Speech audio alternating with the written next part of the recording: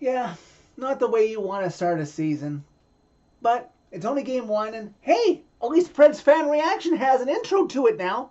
What was that? I can't stop thinking and celebrating Saturday. Oh my God, what a game for Vanderbilt. Anchor down, anchor down, anchor down. Cutie intro. You ever just want to get down on one knee and thank the hockey gods upstairs that Phil Forsberg is a Nashville Predator? Hey everybody, it's Jersey Guy. Hold my beer. Are you sure you want me here? Hat trick watch anybody? Is it maybe somewhere that we owe a massive debt to the hockey gods? Again and again and again. You're the kid again, Johnny. Is happening? Is this happening? Is this happening? This isn't an ad for some dang cookie. I want a piece of that action. Well, you don't have to tell me twice. What do you have to tell me that is going to make me feel positive? And maybe the Titans won't let us down on Thursday. Friends, walk it off! Okay, on with Johnny's reaction video. Redemption take you home. Preds lose 4-3 to the Dallas Stars in game one. Remember, people, this is just game one. I'm going to have to talk some of you off of the cliff with some of your worries that you have after just game one of the season. It's the Preds' 27th NHL season. Technically, if you only count actual games played, it would be their 26th, but we count the 04-05 lockout as a season that didn't happen. So yes, this is their 27th NHL season. And yeah, against a big division rival in your home opener, they came out flat. And I did some compiling before this game today, and really, overall, the grand scheme of things in franchise history, this is an outlier.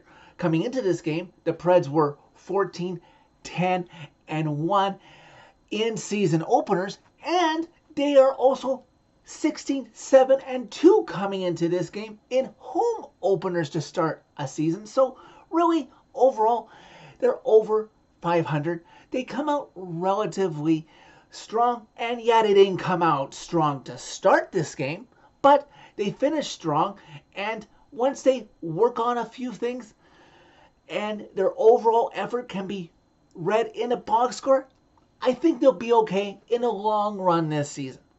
But yeah, let's talk about the good things, and we'll talk about the bad things that need to be worked on. Yes, it was up until today that we found out for sure that UC Saros would not start because he's got a lingering injury from the preseason. But Preds management says it's day-to-day, and I'll take them at their word. Day-to-day means he's going to be back soon. With Saros in net today, yeah, they probably would have beaten the Dallas Stars. Scott Wedgwood is a backup. He was Dallas's backup last year, so the Stars have the book on him. They know how to beat him. I would hope that when the Preds play the Canucks this season, and if they try to play Lankinen against the Preds, that maybe the Preds would have an advantage because, much like Wedgwood against the Stars, the Preds might know his weaknesses to take advantage of. And yes, I'll add right now, I know how much Scott Wedgwood is making, $1.5 million a season for 2 seasons, and Kevin Lankinen, who was a much better backup the last 2 years, is only making $875,000. Yes, let's be honest. Lankinen is a better goalie, and he should have made more money in the free agency market. I don't know why another team didn't give him that much. But hey, the Preds went with what they thought would be a capable backup to give Saros nights off now and then. And I think Scott Wedgwood would shake off the cobwebs in a little bit here. After the first period, the Preds were looking like the better team, out shooting the Stars 8-4. And in the second period, for the period as a whole, they outshot the Stars 13-7. But unfortunately, the Stars scored all 4 of their goals in that period on only 7 shots. The first 2 goals that Wedgwood let in, the first one on the wraparound by Stankoven that went to Hintz.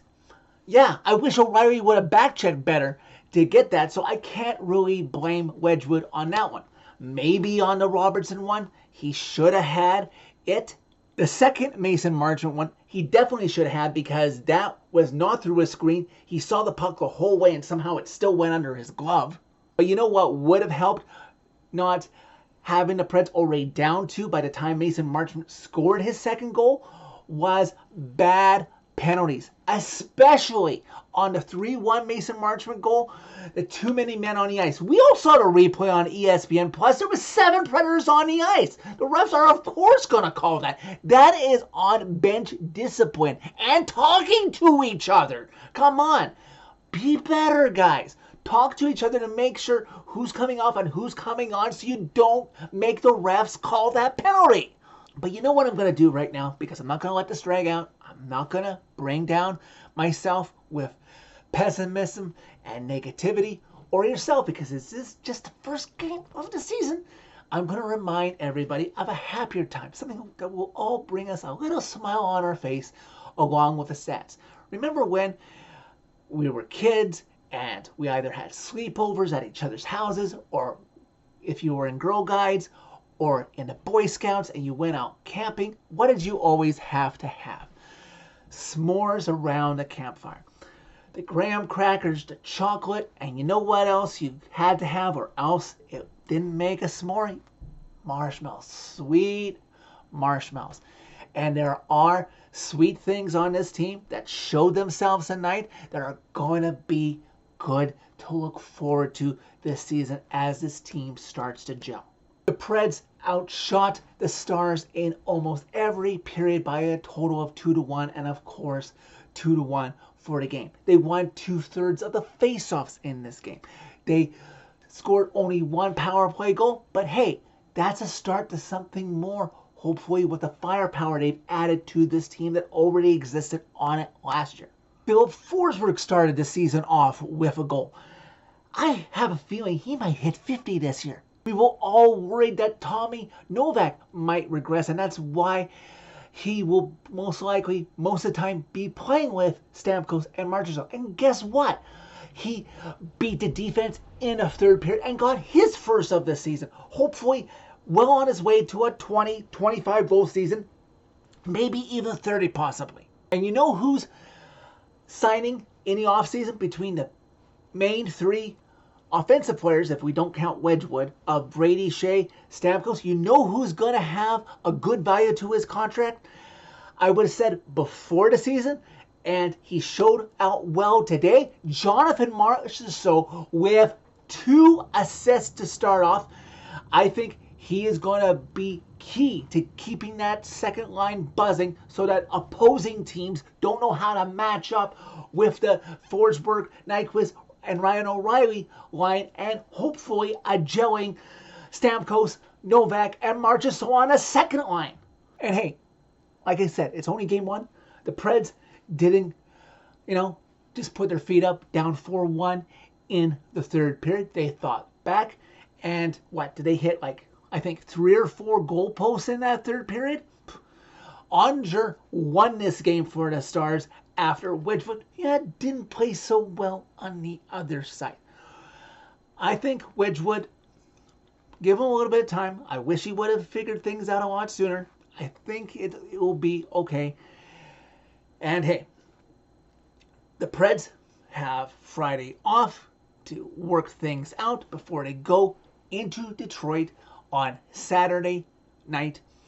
And surprise, surprise, they're going to have Detroit over and done with after Saturday, and a week from Saturday when Detroit comes to Nashville. That's like the earliest in the season I think they've ever been done with that team that they only played twice this season. But I hope everyone's calm by the time you're watching this, and everyone has taken a collective sigh. But hey, that makes you a fan base when you care so passionately, when you know a team is capable of more. But hey, that's what an 82-game season is for.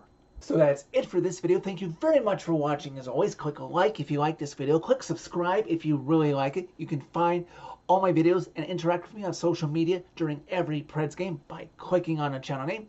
Tell all your friends about Redemption and that it's back for Season 6.